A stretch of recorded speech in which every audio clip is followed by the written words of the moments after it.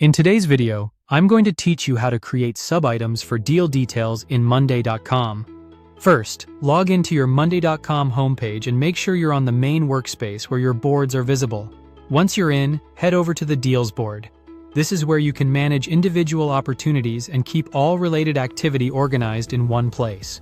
Next, select the deal you want to work with. In this example, we'll use a deal called Apple. Click on that deal to expand it so you can view more detailed information. After the deal opens, click on the highlighted area that takes you into the section where sub-items can be added. Now, add a sub-item. In Monday.com, sub-items are smaller tasks that live underneath a main item. They're useful when a deal includes several follow-up actions because they help break one big process into clear, trackable pieces. This makes it much easier to assign work, monitor progress, and keep deadlines visible for everyone involved. For the first sub-item, type in Send Proposal. This gives the deal a specific action step that can be tracked separately from the main deal itself. Once that's entered, choose the owner of the task so it's clear who is responsible. Then, set the status to Working on it.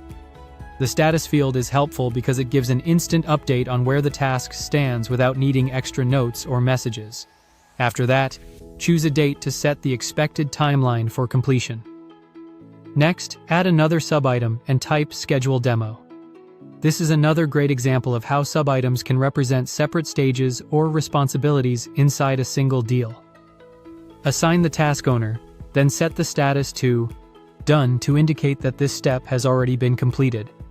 After that, choose a date so the activity is logged and easy to reference later.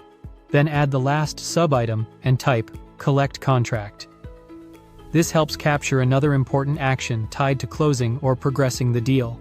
Choose the task owner, then set the status to Stuck. This status is especially useful when something is blocked or waiting on outside input, because it quickly signals that attention may be needed.